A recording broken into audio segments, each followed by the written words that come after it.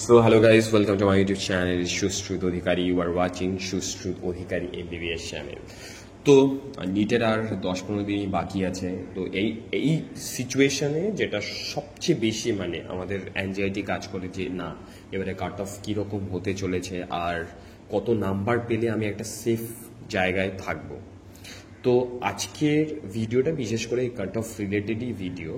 আমার অলরেডি একটা video cut off related দেওয়া আছে, কিন্তু তখন যে সিচুয়েশনটা ছিল যে তখন সেই এক্সট্রা যে কোশ্চেনগুলো মানে সেকশন বির যে ব্যাপারটা সেটা কিন্তু ছিল তখন, সেই হিসাবে তখনকার কাট অফটা প্রেডিক্ট করা হয়েছিল। কিন্তু এই মুহূর্তে গিয়ে সেকশন বিটা যখন উঠে গেছে তখন এবার 2025-এ কাট অফ কী হতে চলেছে সেটা সবার মনে একটা প্রশ্ন আছে।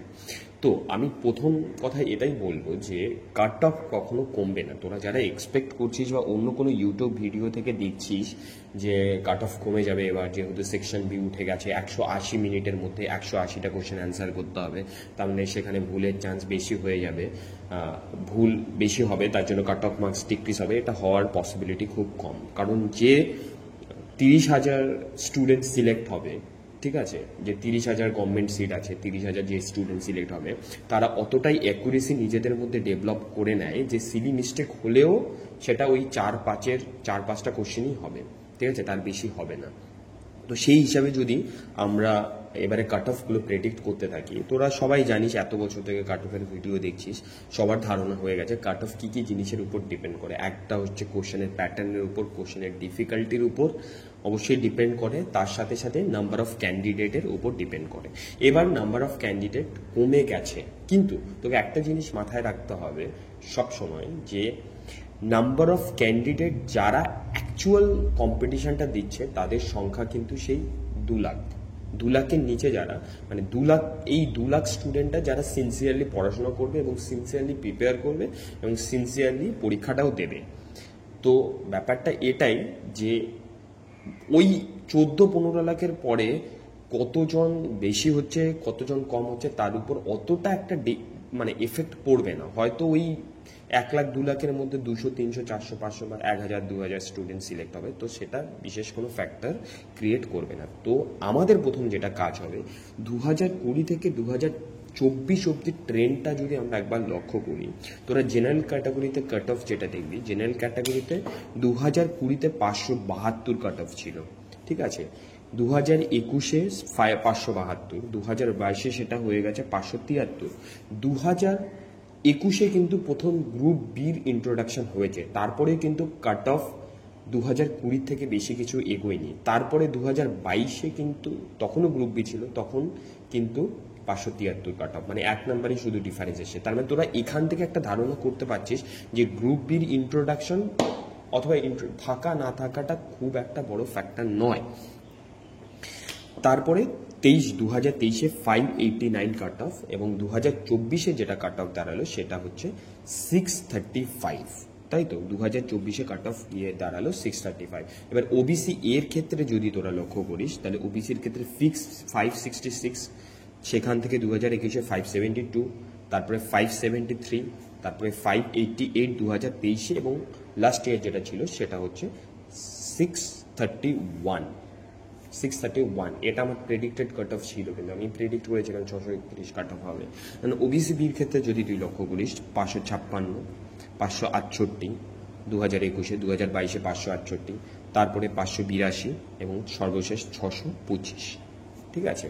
তো তোরা মানে 2023 থেকে 24-এর যে জাম্পটা সেটা অনেকটাই জাম, কারণ এটা কোশ্চেন পেপারের উপর অনেকটা ডিপেন্ড করছিল, ঠিক আছে। 2024-এর কোশ্চেন পেপারের আর 2024-এর যে এই যে একটা মানে কি ছিল মানে পরীক্ষার যে ধাঁধলি, সেটার জন্য বিশেষ করে এই কাট অফের এই ডিফারেন্সটা বিশেষ করে দেখা গেছে, তোরাও জানিস, ঠিক আছে। ইডাব্লিউএস এর ক্ষেত্রে 559 2020, 2021-এ 573, তারপরে 551, তারপরে সেখান থেকে 543। ইডাব্লিউএস কিন্তু 543 2023-এ ছিল, 2023 সেখান থেকে কিন্তু 580-তে গেছে, তার মানে ইডাব্লিউএস এর কাট অফ বাড়ছে। প্রথম দিকে একটা ইনক্রিজিং ট্রেন্ড ছিল, তারপরে ডিক্রিজ করে তারপরে আবার ইনক্রিজ করেছে। এসসির ক্ষেত্রে 452। এসসির ক্ষেত্রে একটা কথা আমি বলে দেবো, প্রত্যেক বছর 20 থেকে 30 নাম্বারের যে ইনক্রিজ সেটা তোদের এক্সপেক্ট করে রাখতেই হবে, কারণ তোরা দেখ, আমি বলছি তোদের 452 ছিল 2020-তে, 2021-এ 472, তারপর 2022-এ 454, সেখান থেকে 30 মার্কসের ইনক্রিজ হচ্ছে 584, সেখান থেকে 2024-এ 534, 534। আমি তোরা বুঝতেই পারছিস যে এসসি ক্যাটাগরিতে কাট অফটার ইনক্রিজ 30 থেকে 40 প্রত্যেক বছরই হচ্ছে, কারণ যতদিন না ওই একটা মার্জিনে পৌঁছাবে, একটা প্রত্যেকটা ক্যাটাগরির একটা মার্কসের একটা সার্টেন লিমিট আছে, যেই লিমিট অবধি পৌঁছানোর পরে শেয়ার ইনক্রিজটার গ্রোথটা যেটা সেটা কমে যায়, আর 10-5-এর গ্রোথ হবে, ঠিক আছে। কিন্তু এসসির ক্ষেত্রে এখনো নাম্বার বাড়ার মানে যে নাম্বার বাড়ার যে ব্যাপারটা সেটা এখনো অনেক বেশি আছে, কারণ যতদিন 600 অবধি এসসি ক্যাটাগরি কাটটা পৌঁছাবে না ততদিন 30-40 করে হার কিন্তু বাড়তে থাকবে। এসটি ক্যাটাগরির ক্ষেত্রেও তাই 237, 258, 212, 264, 298 প্রত্যেক বছর 20-30-এর ইনক্রিজ। তো এবার ব্যাপারটা হচ্ছে গিয়ে আমরা 2025-এর কি কাট অফ এক্সপেক্ট করতে পারি 2024-এর তুলনায়। 2024-এ যেখানে 635 কাট অফ ছিল, ঠিক আছে, 635 মার্কসটা অনেক বেশি মার্কস। এখান থেকে আর 2-3টে কোশ্চেন রাইট করাও কিন্তু অনেক টাফের ব্যাপার। তার মানে ব্যাপারটা হচ্ছে এবার যে কাট অফের ইনক্রিজ সেটা খুব বেশি হওয়া পসিবল নয়, খুব বেশি হলে 5 থেকে 10-এর কাট অফ ইনক্রিজ করবে, ঠিক আছে। ওবিসি এর ক্ষেত্রে 631 কাট অফ ছিল, ওবিসি এর ক্ষেত্রেও তাই বলবো, খুব বেশি হলে 10 থেকে 15 মার্কসের ইনক্রিজ আসবে। ওবিসি বির ক্ষেত্রেও তাই বলবো, সেম জিনিস ওবিসি বি, কারণ OBC A, OBC B general এগুলো মোটামুটি একই জায়গায় কাট অফ এদের থাকে, খুব 5-10 নাম্বারের ডিফারেন্স, ঠিক আছে। 625 ছিল, সেখান থেকে 10 নাম্বারের তোরা ইনক্রিজ এক্সপেক্ট করতে পারিস।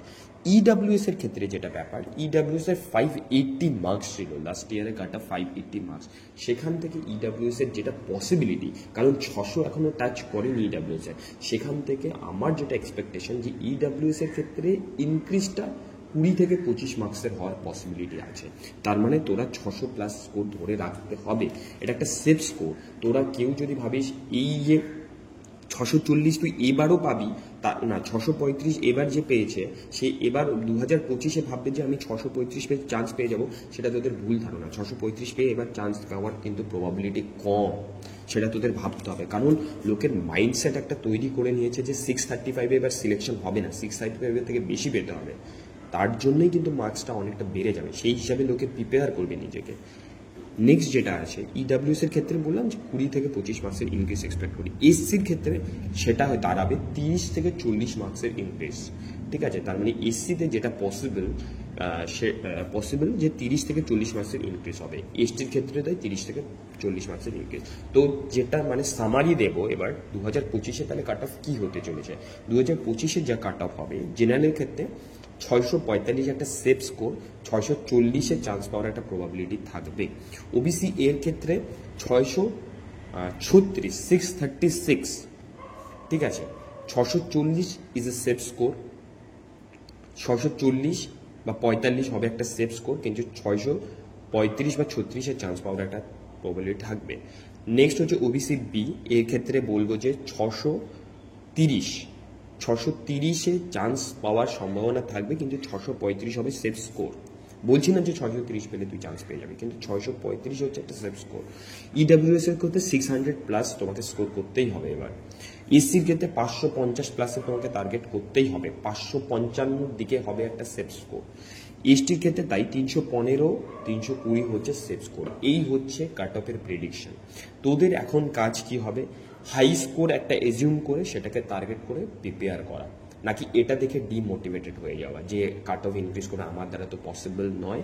এই 10-15 লাস্ট যে 10-15 দিন আছে তার পড়াশোনাটা অনেক বেশি ইম্পর্টেন্ট, কারণ তুই যদি রিভিশন না মারিস, এই রিভিশন যদি না করিস এই 10-15 দিনে, তাহলে কিন্তু তোর যে এক্সট্রা 15-20 মার্কস যেটা পাওয়ার কথা ছিল সেটা কিন্তু তুই পাবি না। আর ভালো করে রিভিশন মারলে তুই এই মার্কসটা তুই অবশ্যই ক্যারি করবে এবং পেয়ে যাবি আই থিঙ্ক।